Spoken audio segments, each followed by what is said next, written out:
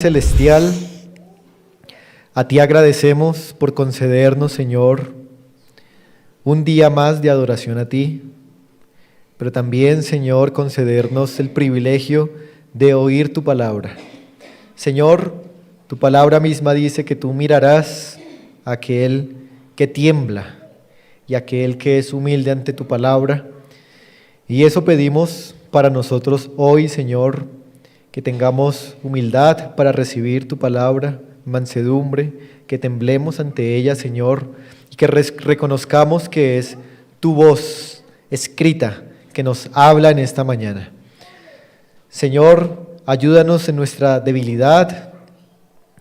Ayuda, Señor, a los jóvenes también, a los niños, a los ancianos, para que podamos, Señor, juntos ser edificados según tu buena voluntad para con tu iglesia.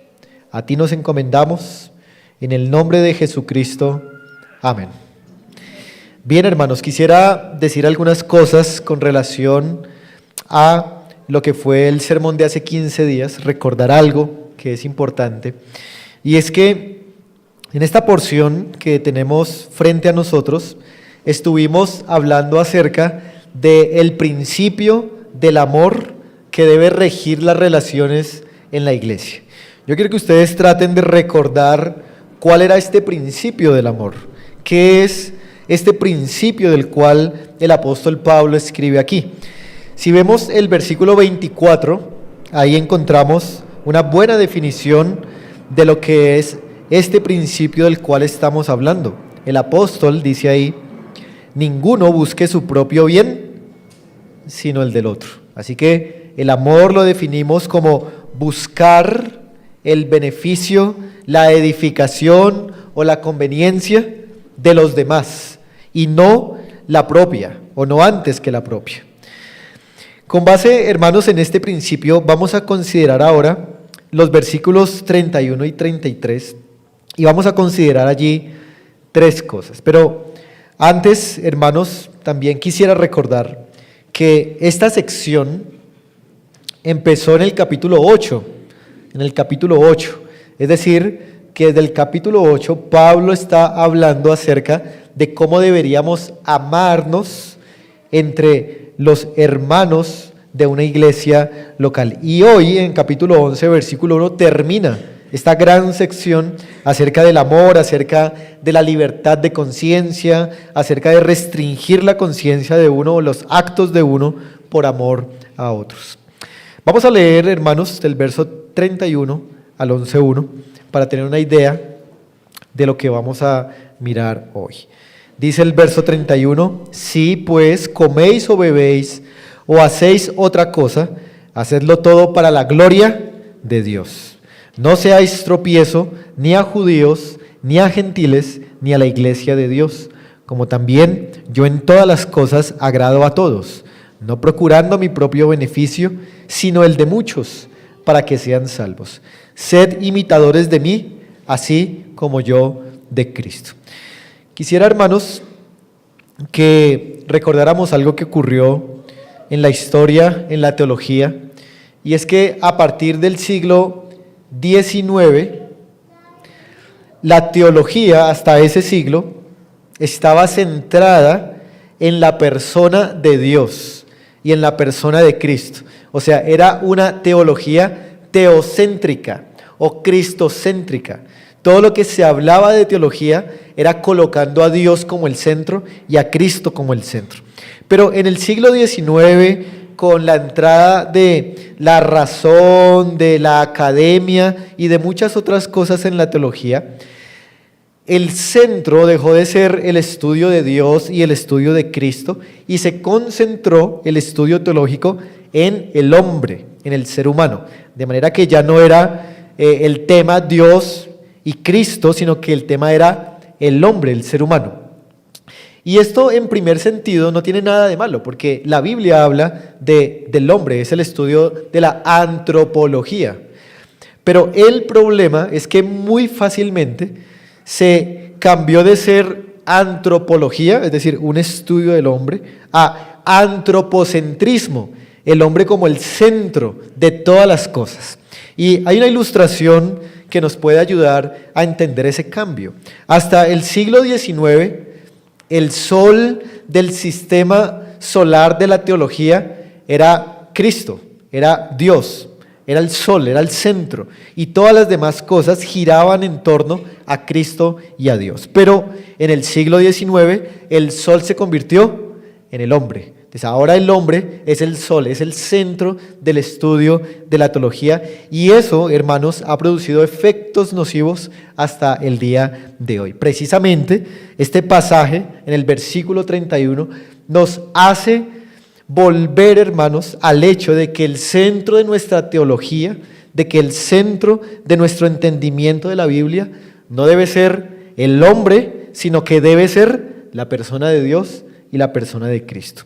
Con estas palabras, quiero que entonces veamos, hermanos, una primera cosa que está allí en el versículo 31 y 32. Estos versículos nos enseñan que todo debería hacerse para la gloria del hombre. No, para la gloria de Dios, porque Dios es el sol del sistema solar teológico. Así que, hermanos, veamos este versículo 31 y 32 en detalle. Recordemos que el apóstol Pablo, antes del versículo 31, está enseñando que deberíamos limitar nuestra conducta cuando esa conducta puede parecerle pecaminosa a otro hermano o a otra hermana. La razón fundamental por la que deberíamos nosotros aprender a frenar nuestro comportamiento frente a otros cristianos que piensan que nuestro comportamiento esté mal, aunque no lo sea en realidad, es por causa de la gloria de Dios. Es decir, que si usted debe pensar en una razón por la cual amar a sus hermanos en Cristo, limitando su conducta, esa razón debe ser la gloria de Dios, porque Dios es el centro de todo y Él debe ser glorificado.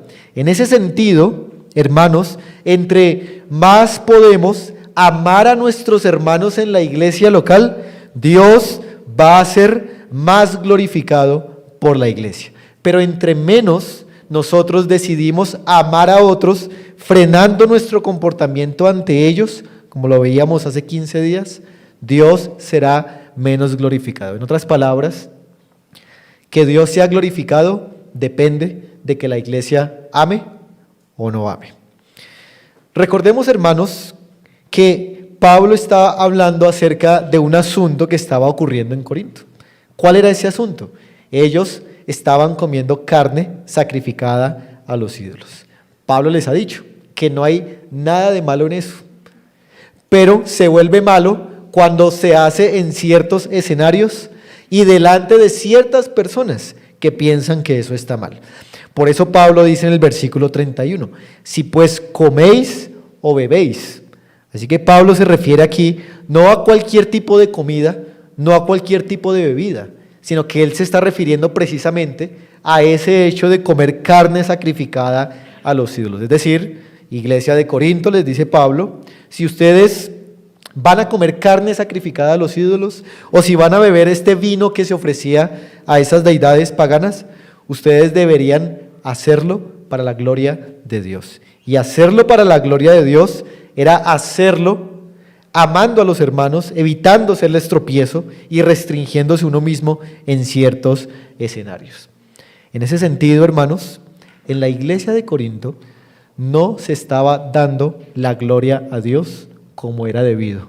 Habían hermanos que por un lado estaban siendo ofensivos con otros hermanos, que no les importaba lo que los hermanos pensaran y hacían esto de comer carne sacrificada a los ídolos frente a ellos, sin considerarlos, sin preocuparse por ellos. Y habían otros hermanos que estaban siendo aplastados por estos hermanos fuertes. Eso quiere decir que en la iglesia de Corinto no se le estaba dando la gloria al Señor, porque no se estaba poniendo en práctica el principio del amor, de buscar el beneficio del otro. Entonces, hermanos, si el principio del amor se aplicara correctamente en la iglesia de Corinto, entonces estos hermanos glorificarían a Dios. Pero mientras que ellos dijeran, no me interesa lo que piensen los demás, yo tengo libertad de conciencia para hacer lo que yo quiera, eso no le traía la gloria al Señor. Así que es un gran deber el que tenemos los cristianos de amar a los demás, porque si los amamos, entonces traemos gloria a Dios. Pero déjenme decir algo con relación a la importancia que tiene este principio del amor y la gloria de Dios. Hermanos, cuando nosotros entendemos que amar a los demás es una manera de darle la gloria a Dios, entonces amar a los demás se vuelve algo muy, pero muy importante. Amar a los demás se vuelve muy importante porque si yo amo a los demás de la manera como Pablo enseña aquí, voy a cumplir el propósito por el cual fui creado y por el cual fui llamado a salvación. Y es el propósito de glorificar a Dios. Así que amar a los demás es muy importante en la iglesia porque es una manera suprema en la que nosotros podemos dar la gloria a nuestro Dios. Esa es la meta máxima de su vida cristiana y de mi vida cristiana, que nosotros podamos darle la gloria a Dios. Ahora, uno de los catecismos históricos, ya lo hemos dicho antes, pero quisiera recordarlo, uno de los catecismos de la historia, recuerden que un catecismo es un documento histórico de preguntas y respuestas para enseñar verdades acerca de la palabra de Dios. Y uno de los catecismos pregunta, en su primera pregunta, ¿cuál es el fin principal del hombre? ¿Cuál es el fin principal del hombre? Algunos responderían, bueno, el fin principal del hombre es hacer mucho dinero, ¿no? O el fin principal del hombre es casarse y hacer familia, o tener un buen trabajo, etcétera, etcétera. Pero, ¿cuál es el fin principal del hombre? El fin principal del hombre, escuchen muy bien, es glorificar a Dios y disfrutar de Él para siempre. Hermanos, no solamente es glorificar a Dios, sino es glorificar a Dios y disfrutar de Él para siempre. Y esto es importante porque estos hermanos entendieron que darle la gloria a Dios estaba relacionado con el disfrute del ser humano o con la felicidad del ser humano. En otras palabras, entre más nosotros podamos glorificar a Dios, más felices seremos. Entre más nosotros podamos darle la gloria a Dios, más podemos disfrutar de Dios. Y el catecismo, la segunda pregunta, dice, ¿qué regla nos ha dado Dios para enseñarnos cómo hemos de glorificarlo y disfrutar de Él? Y la respuesta es, la regla que nos ha dado el Señor es la Escritura. O sea, la palabra de Dios, lo que nos manda la palabra de Dios, es la única manera como sabemos cómo glorificar a Dios. Así que, hermanos, la meta principal de un cristiano debe ser glorificar a Dios. Si le glorifica, el cristiano va a ser feliz, va a ser gozoso porque va a disfrutar. Y la única regla que podemos ver para poder glorificar a Dios es la Escritura. En otras palabras, hermanos, mientras más obedezcamos al Señor, más Él se glorifica y nosotros somos más felices. Lo contrario a eso, hermanos, es que entre menos los cristianos busquen darle la gloria al Señor, entre menos los cristianos sean obedientes a la palabra del Señor, ¿qué van a hacer los cristianos? ¿Cómo van a ser? Van a ser tristes e infelices. De manera que mucho de la tristeza, mucho de la infelicidad en los cristianos, mucho de la depresión en los cristianos se debe principalmente a una vida que no glorifica a Dios, a una vida en la que ese cristiano no está obedeciendo a Dios. Si quieres ser feliz, obedece al Señor. ¿Quieres disfrutar de la vida cristiana y dejar de estar deprimido y triste? Tal vez un gran factor es que tú no estás glorificando a Dios y no le estás obedeciendo. Por ejemplo, miren lo que el Salmo 112 dice respecto a la felicidad, la obediencia y la gloria de Dios.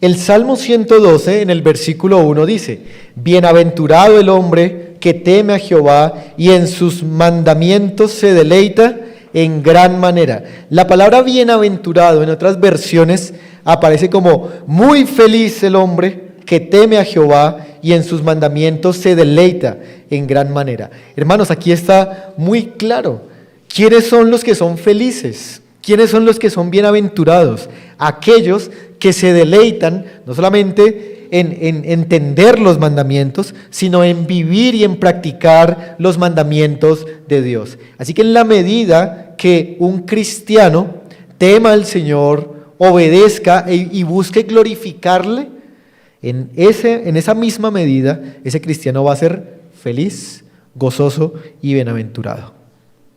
Miremos otro pasaje.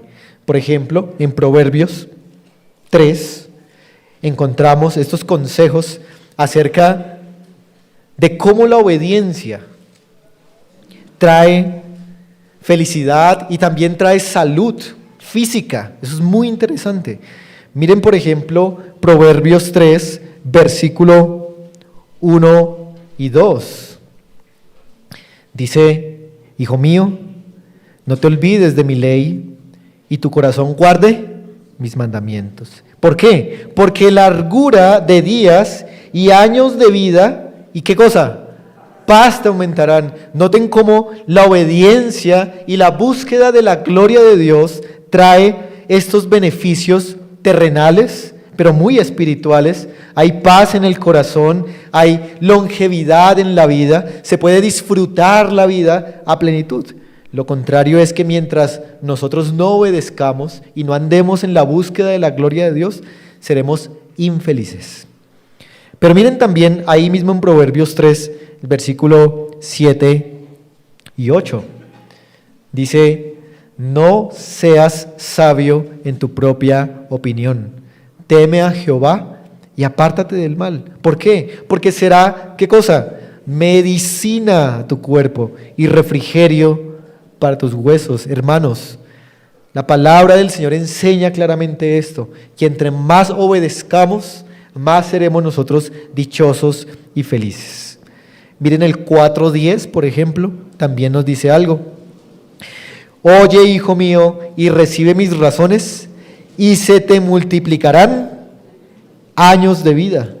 Versículo 20, hijo mío, está atento a mis palabras, inclina tu oído a mis razones, no se aparten de tus ojos, guárdalas en medio de tu corazón, porque son vida, disfrute a los que las hallan y medicina a todo su cuerpo. Sobre toda cosa guardada, guarda tu corazón, porque de él mana vida. Así que, hermanos, en la medida que nosotros busquemos la gloria de Dios, más vamos a disfrutar de él. Por eso, hermanos, si nosotros no obedecemos en esto que estamos hablando, es decir, en limitar nuestra conducta por amor a las conciencias de los hermanos, el resultado es que usted será un desdichado y un infeliz, porque usted está desobedeciendo un principio de la Escritura. Pero quisiera, hermanos, que ampliáramos un poco más este entendimiento de lo que es glorificar a Dios. Vamos a 1 Corintios una vez más. Estamos analizando, haciendo observaciones de estos pasajes de 1 Corintios.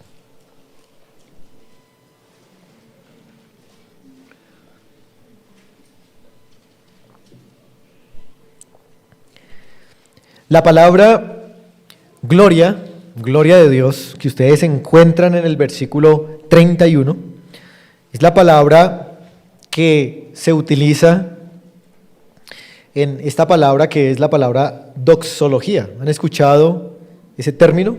Doxología. Bueno, hay un himno que se llama así, la doxología. Esa palabra doxo o doxa significa gloria. Y logía o logo significa palabras, por eso el himno se llama doxología, es decir, palabras de gloria, palabras de gloria. Esa es la definición de esta palabra. Esta palabra significa la buena fama o la buena reputación que alguien posee o a la que alguien la que alguien le atribuye. ¿Sí? Eso es gloria o dar gloria. Es darle buena fama o darle buena reputación a una persona que tiene esa reputación. Y nosotros, recordemos, podemos hacer una distinción entre todo el concepto de lo que es la gloria de Dios. Por ejemplo, hay una gloria que se llama la gloria esencial. Ya la hemos mencionado antes. La gloria esencial es el propio resplandor de Dios. Es lo que Él es en sí mismo. Él es glorioso. Pero hay una gloria que se llama la gloria revelada. La gloria revelada es cuando Dios decide dar a conocer lo que Él es en su esencia. Dios tiene una gloria propia, pero Él la revela, Él la da a conocer. Esa es la gloria revelada. Y entre más las criaturas pueden conocer esta gloria revelada de Dios, entonces las criaturas pueden atribuirle el honor y el reconocimiento que es debido. Y esto se llama la gloria atribuida. Así que Dios tiene una gloria esencial, Dios tiene una gloria que revela, y Dios tiene una gloria a la que se le atribuye por medio de sus criaturas. Especialmente, hermanos, en este versículo 31, cuando dice, hacedlo todo para la gloria de Dios, está hablando de esa gloria que las criaturas deben atribuir a Dios, en respuesta a lo que Dios ha hecho por ellos. ¿Cómo se da la gloria a Dios? La gloria a Dios se le puede dar mediante expresiones, mediante el canto, mediante palabras que le den buena fama a Dios, pero también la gloria a Dios se le puede dar mediante expresiones prácticas, mediante nuestra conducta y buen comportamiento.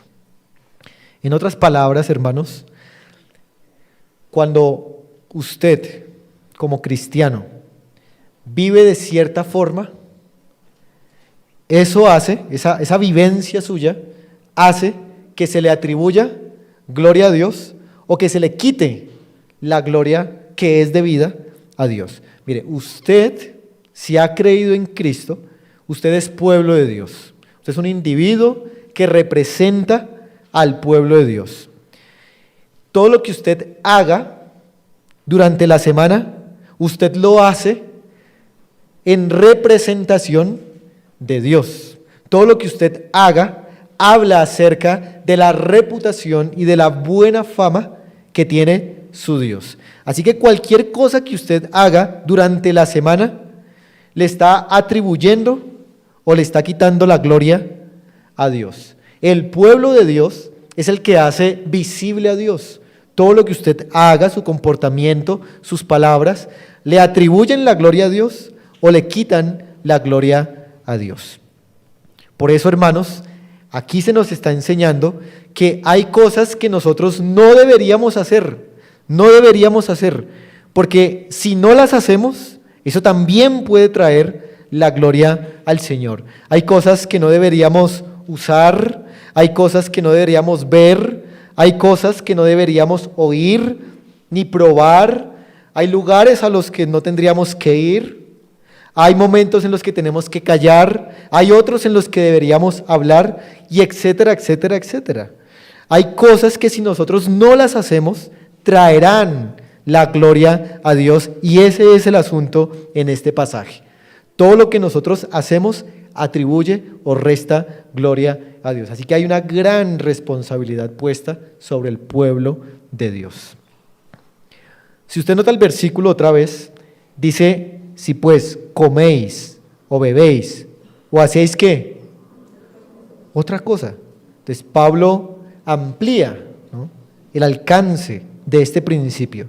Cualquier cosa que un cristiano haga le quita o le da la gloria a Dios. Usted no puede escaparse de hacer cosas que usted diga, no, esto no afecta la gloria de Dios, esto no pertenece a esa esfera de lo espiritual, sino que todo lo que usted hace, lo que usted habla, lo que no hace, ¿le da la gloria a Dios o le quita la gloria a Dios? Y Dios es un ser celoso, muy celoso de su propia gloria. Por otro lado, hermanos, Miren, si ustedes y yo no le damos la gloria a Dios, producimos el efecto contrario. Blasfemamos el nombre de Dios. Vamos un momento a Romanos, capítulo 2.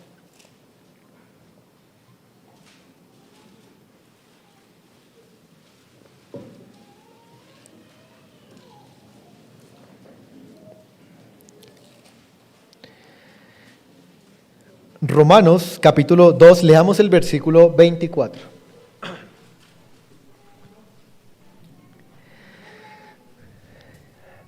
Dice Pablo aquí, porque como está escrito, el nombre de Dios es blasfemado entre los gentiles por causa de vosotros. Y ahí el vosotros se refiere al pueblo de Israel. ¿Qué es lo que hace un pueblo cuando no le da la gloria a Dios? Hace todo lo contrario, blasfema o hace quedar mal a la persona de Dios. Así que cuando nosotros no damos la gloria a Dios, lo que le estamos dando a Dios es que las demás personas blasfemen o hablen mal acerca de nuestro Dios. Y esto es algo que nos debería llenar, hermanos, de mucho temor. Por eso, hermanos, nosotros deberíamos glorificar a Dios en la iglesia. Debemos considerarnos los unos a los otros al momento de hablar, al momento de comportarnos y de hacer cosas. Porque no sabemos cómo estemos afectando la conciencia de los hermanos. Debemos ser cuidadosos. No deberíamos tener una actitud desafiante y soberbia de no me interesa lo que piensen los demás, porque ese no es el espíritu cristiano. Nosotros deberíamos amarnos, considerarnos, ser mansos, ser humildes, y de esa manera Dios se llevará la gloria. Pero volvamos al pasaje de 1 Corintios 10.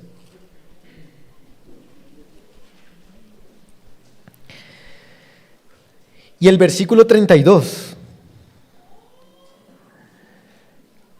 1 Corintios 10, verso 32 dice: no seáis tropiezo ni a judíos, ni a gentiles, ni a la iglesia de Dios. Es decir, que a cuáles personas yo debería considerar al momento de hacer, de hablar, cualquier cosa. Es todas las personas. Judíos, en ese tiempo, gentiles y la iglesia de Dios.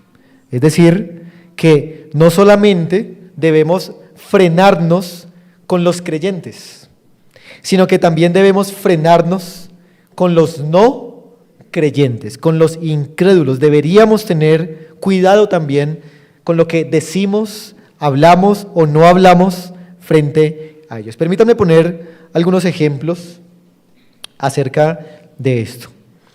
Ustedes recordarán que en Hechos capítulo 16, el apóstol Pablo encontró a un joven que pintaba bien para el ministerio. ¿Quién era ese joven? Timoteo. Y este joven Timoteo tenía un papá que era griego y una mamá que era judía. Y Pablo quería llevar a Timoteo a hacer misiones, porque Timoteo tenía las habilidades y la iglesia lo había aprobado. Pero ¿qué hizo Pablo antes de llevarse a Timoteo a predicar en las sinagogas de los judíos?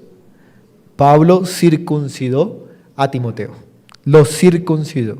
Ahora, ¿significaba algo a nivel espiritual la circuncisión de Timoteo? Entonces no significaba nada. Eso no añadía ni quitaba nada a la salvación de Pablo o de Timoteo. Pero ¿por qué Pablo, si tenía la libertad para no circuncidar a Timoteo y de ir a predicar el evangelio sin necesidad de que Timoteo fuera circuncidado, por qué entonces Pablo circuncidó a Timoteo? Entonces, muy bien, él lo circuncidó porque él sabía que eso podría ser tropiezo para los judíos. Que un judío no circuncidado entrara en las sinagogas a predicar el evangelio, eso era una ofensa para los judíos. Así que Pablo sabía que si no lo circuncidaba, eso iba a impedir el avance del evangelio y por tal motivo lo circuncidó. Así que Pablo aquí aplicó este principio del amor, amó a esos judíos para no ofenderles y para que el evangelio pudiera extenderse también a ellos. Pero por ejemplo, hermanos, en el caso de nosotros, cuando estamos entre no creyentes, miren, hay cosas que a veces los no creyentes esperan que nosotros hagamos cuando estamos en presencia de ellos. Miren, si usted está ante un incrédulo y el incrédulo sabe que usted es cristiano, ¿qué es lo que espera ese incrédulo que usted haga o que no haga? Por lo menos espera que usted le diga algo de la palabra de Dios, por lo menos espera que usted ore antes de comer, por lo menos espera que usted no hable mal de la gente, que no critique, ¿cierto? Que usted se comporte de cierta manera. ¿Sí? El incrédulo espera ciertas cosas de nosotros y nosotros a veces no hacemos nada de esto, sino que nos comportamos más bien como el incrédulo, como para que él se sienta cómodo y como para que piense que nuestro cristianismo es, no sé, chévere, blando, aceptable, algo así, y no es así. Miren, por ejemplo, en Hechos capítulo 13, este principio de que los incrédulos a veces esperan que uno haga cosas en presencia de ellos, cosas espirituales, si se puede decir así. En Hechos capítulo 13, en el versículo 15, bueno, Pablo está en una sinagoga, hay judíos allí. Miren lo que los judíos dicen. Hechos 13:15. Dice: después de la lectura de la ley y de los profetas, los principales de la sinagoga mandaron decirles: varones, hermanos, si tenéis alguna palabra de exhortación para el pueblo, hablad. Ahí se ve el principio. Ahí estos judíos estaban esperando que Pablo, que se decía ser un judío y ahora un seguidor de Jesús, se levantara y dijera a ver lo que tenía que decir. Pero miren el versículo 42 del mismo capítulo 13, verso 42. Cuando salieron ellos de la sinagoga de los judíos, los gentiles les rogaron que el siguiente día de reposo les hablasen de estas cosas. ¿Quiénes fueron los que ahora querían oír las cosas que Pablo estaba enseñando? Los gentiles. Entonces, miren que tanto judíos en ese tiempo como gentiles decían, bueno, si estos son cristianos, si estos predican el evangelio, bueno, ¿qué tienen que decirnos a nosotros? A veces, hermanos, cuando estamos con incrédulos, eso es lo que deberíamos hacer. Ellos por allá muy dentro saben que somos cristianos, que hablamos de la palabra, que hablamos de un Cristo, pues hablemos de eso. Pero contrario a eso nos ponemos a hablar de otras cosas que pues los hacen pensar diferente de nosotros. Así que, hermanos, tengamos cuidado de cómo nos comportamos frente a los no creyentes. Cuando un no creyente nos dice, al ver nuestro comportamiento: pero yo pensé que usted era cristiano. Yo pensé que usted era cristiano. ¿Qué es lo que le está tratando de decir ese incrédulo? Que usted no se comporta como un cristiano, ¿sí? Aunque él tiene una imagen vaga de lo que es ser un cristiano, ¿cierto? Pero él espera que usted se comporte de cierta manera y le dice: yo pensé que usted era un cristiano. O sea, prácticamente usted está dejando el cristianismo por el piso cuando escucha una frase como esas. O cuando le preguntan: usted es como un cristiano como diferente, ¿no? Usted es como un cristiano como chévere. ¿A qué suena eso? Eso suena a que usted ya bajó el nivel de su cristianismo. Así que tengamos cuidado de cómo nos comportamos frente a personas. Ahora, volvamos a 1 Corintios, hermanos. Y algunos pensarán que esto es imposible de hacer. O sea, ¿cómo yo me voy a limitar con todas las personas? Es imposible de hacer.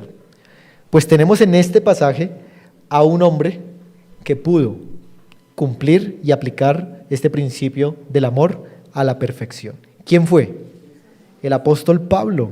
Entonces vamos a ver en segundo lugar, hermanos, el principio del amor y el ejemplo del apóstol Pablo. Miren el versículo 33. Dice: como también yo, dice el apóstol, en todas las cosas agrado a todos, no procurando mi propio beneficio, sino el de muchos. Pablo es ejemplar y modelo en cuanto a este principio del amor.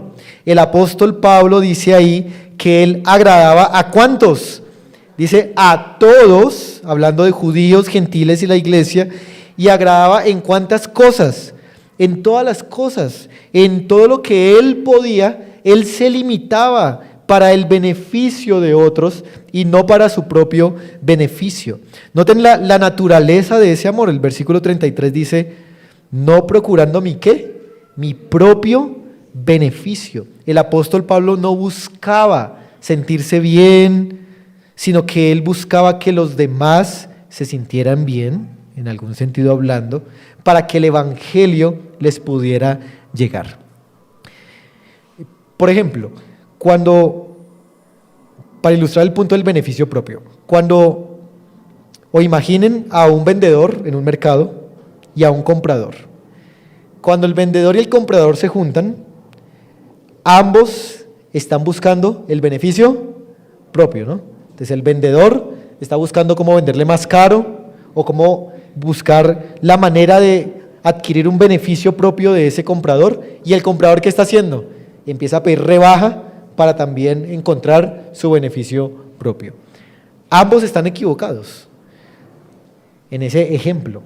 Ambos deberían buscar, y de hecho lo hacen, para eso es la negociación, ese punto en el cual ambos sean beneficiados. Cuando se encuentra ese punto en el cual tanto el vendedor como el comprador es beneficiado, entonces ahí se puede dar esa venta de ese producto que se esté vendiendo. Bueno, en el caso del apóstol Pablo, algo así es lo que está pasando. Él no busca él no pide rebaja al tratar con los hermanos, sino que él trata más bien de que el otro sea beneficiado y que él sea el que pierda. Ni siquiera busca un beneficio mutuo, él busca es perder él para que el otro pueda ganar. Así que el apóstol Pablo es ejemplar en cuanto a este principio del amor. Pero noten la meta que tenía el apóstol Pablo, versículo 33, dice al final, para que sean salvos. ¿Qué tenía en la mente el apóstol Pablo siempre? Entonces yo limito mi conducta para que estas personas puedan ser salvas. Hermanos, miren, el Señor es soberano, el Señor salva a quien quiere, pero su comportamiento ante los incrédulos puede ser un gran estorbo para que el evangelio no llegue a los corazones y esas personas no sean salvas. Quizá, hermanos, la razón por la cual muchos de sus familiares, sus amigos, las personas que les rodean, hoy no han llegado a la salvación por culpa suya, porque usted, en lugar de ser un cristiano ejemplar ante ellos, ha sido un estorbo para la gracia de Dios. ¿Qué es lo que tu familia y tus amigos ven en ti? ¿Ve a un impío como cualquier otro, o ve realmente alguna diferencia y ve la obra de Cristo en ti? Pues aunque Dios es soberano, nosotros somos responsables también en comportarnos adecuadamente, como dice Pablo aquí, para que sean salvos. Pablo se hace responsable aquí de la salvación de esas personas y él quiere que sean salvas, y por eso es que aplica el principio del amor. Así que ten cuidado, hermano. Tú puedes orar mucho por tus amigos, por tus familiares, por las personas que te rodean, pero también debes aprender a comportarte adecuadamente delante de ellos para que ellos puedan venir a la salvación. Ahora, noten, hermanos, que Pablo en capítulo 11, versículo 1, dice, sed imitadores de mí. O sea, Pablo está diciendo, mire, yo he sido ejemplar en aplicar el principio del amor. Y como he sido ejemplar, yo quiero que ustedes me imiten. Hermanos, quiero decir algo con relación a esto.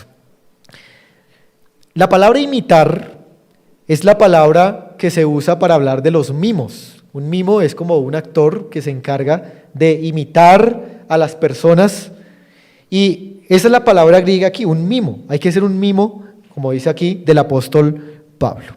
Es decir, que, hermanos, miren, nosotros estamos llamados a seguir los buenos modelos y los buenos ejemplos de piedad que hay en nuestra congregación. Y es interesante que nosotros hacemos todo lo contrario. Estamos pendientes de los malos modelos, de los malos ejemplos, para así tener una excusa para decir el cristianismo es falso, porque mire cómo se comporta tal, entonces yo mejor me voy de esta iglesia. Cuando el mandato de la Biblia es imiten los buenos ejemplos. Pablo era un buen ejemplo y Pablo les está pidiendo, imítenme a mí. Ahora, hermanos, para nosotros es necesario tener ejemplos humanos de la piedad.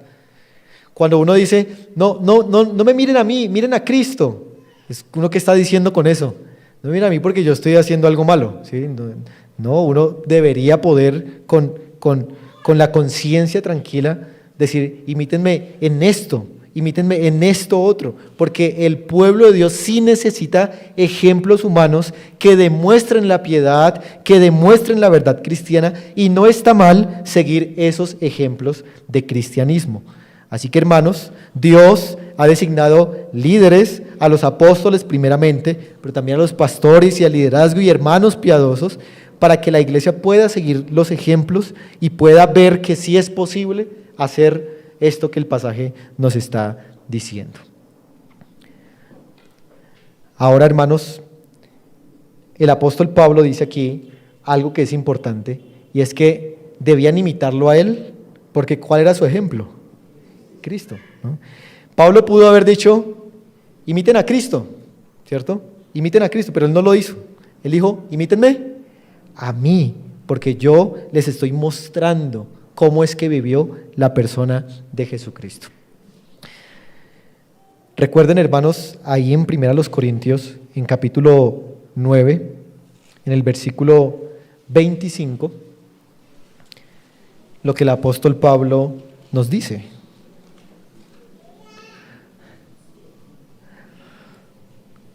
En 9:25 dice, todo aquel que lucha, de todo se abstiene.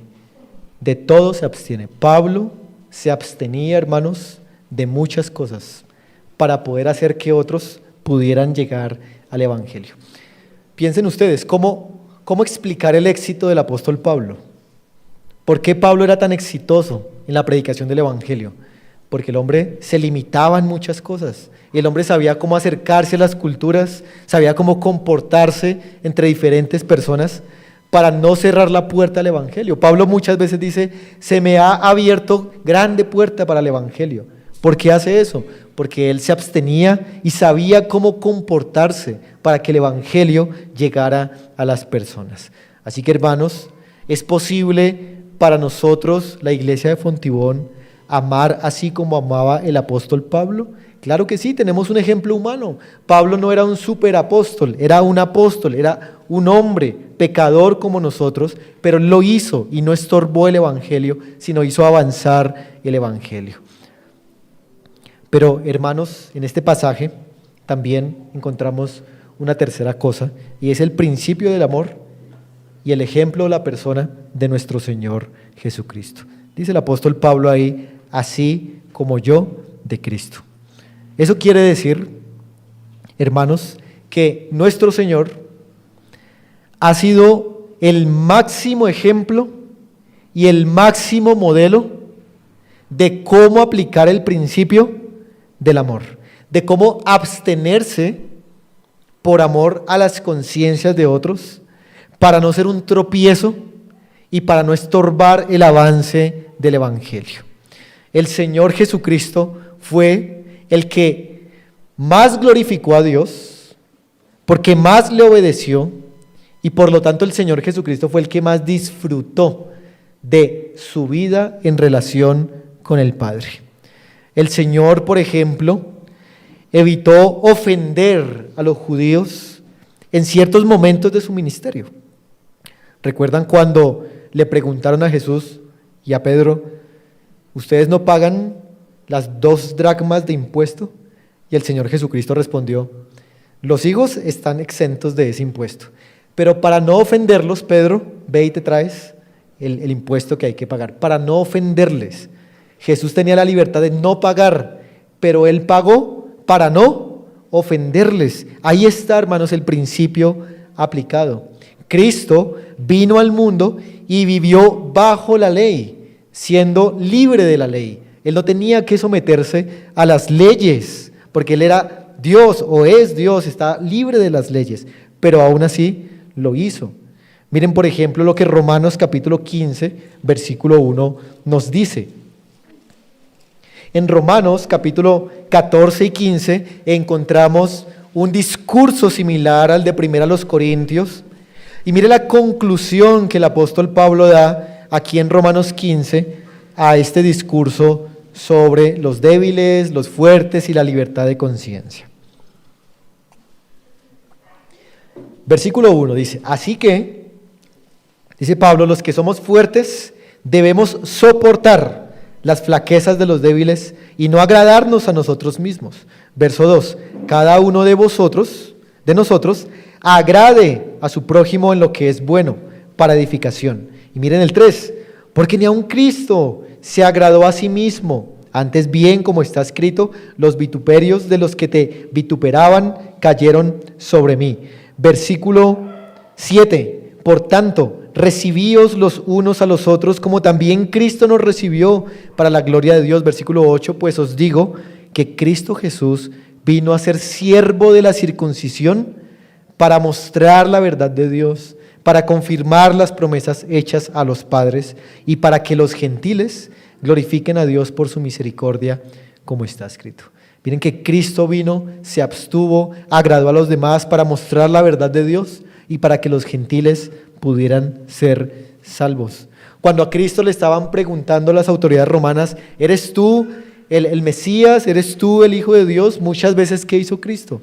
Calló, se abstuvo de responder la verdad. Cuando Cristo estaba a las puertas de la muerte, Cristo dijo, ¿acaso no puedo yo pedir a mi Padre una muchedumbre de ángeles para que me defiendan? ¿Podía Cristo hacer eso? Claro que podía, pero ¿por qué no lo hizo? Porque Él se estaba limitando, Él se estaba absteniendo para poder salvar a su pueblo escogido. De manera que Cristo se limitó en palabras, en comportamientos, en su poder, para así poder salvar a su pueblo escogido. Es el mismo principio de Corintios, hermanos. La obra de Cristo, la salvación nuestra, está fundamentada en el hecho de que Cristo se abstuvo para nuestra salvación. Y si nuestro Maestro se abstuvo, nosotros lo haremos también, hermanos. Tenemos que hacerlo para que Dios sea glorificado. Así que, hermanos, hemos visto que esta gran sección de 1 Corintios nos enseña a que por amor a los demás debemos limitar nuestro comportamiento y nuestra conducta. Hemos visto que hay escenarios en los que podemos hacer ciertas cosas, pero hay otros escenarios en los que no se deberían hacer. Y quisiera leer 1 Corintios 8, vamos allí, versículo 9, como para que usted recuerde esa idea principal de esta gran sección. Considero que este versículo resume muy bien todo lo que hemos visto en esta serie de sermones hasta el capítulo 11. 1 Corintios capítulo 8, versículo 9. Miren lo que dice ahí el apóstol. Pero mirad que esta libertad vuestra no venga a ser tropezadero para los débiles. Eso es lo que tenemos que hacer. Ser cuidadosos de que la libertad que yo tengo no sea un tropiezo para los demás hermanos. Así que, hermanos, a cada uno de ustedes y a mí también, el Señor está llamándonos a que amemos a los demás, a que nos limitemos. Así que déjame preguntarte, ¿aceptas estos principios de la carta a los Corintios? ¿Aceptas este llamamiento del Señor que Él te está haciendo? ¿Amarás a tu iglesia? ¿Amarás al mundo? ¿Amarás a los incrédulos de estas maneras para dejar de ser tropiezo para ellos? ¿O más bien seguirás siendo un estorbo para que ellos no escuchen el Evangelio? Ten cuidado, porque Dios te puede hacer responsable. Y quisiera terminar diciendo, hermanos, que quizá haya aquí personas que no han creído de verdad en Cristo. Si ustedes no han creído de verdad en Cristo, ustedes no pueden glorificar a Dios de verdad. La gloria de Dios solamente la dan aquellas personas que han creído y que están unidas a Cristo. Si usted es un hijo de Adán y Eva, Si Adán es un representante suyo, usted no da la gloria a Dios. Usted blasfema el nombre de Dios. Por más que usted haga e intente, no está dando la gloria a Dios. Se da la gloria a usted mismo, se da la gloria a Satanás, da la gloria a los principios morales, pero no está dando la gloria a Dios. Y cuando usted no da la gloria a Dios, está robando la gloria a Dios y está pecando.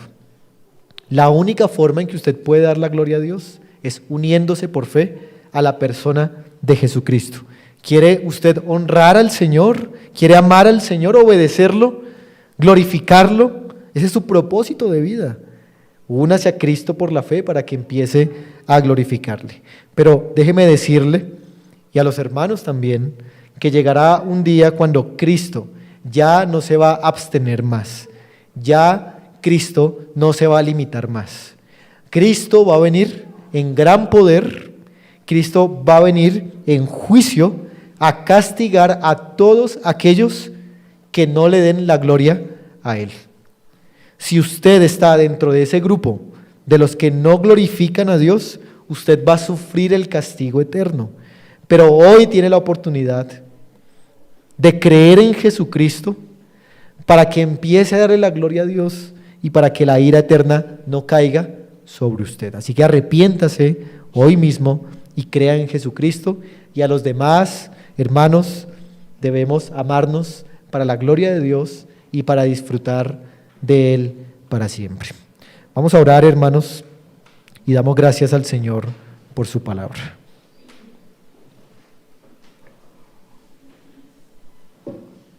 Padre Celestial, damos gracias a ti por este pasaje, esta sección tan importante de esta carta.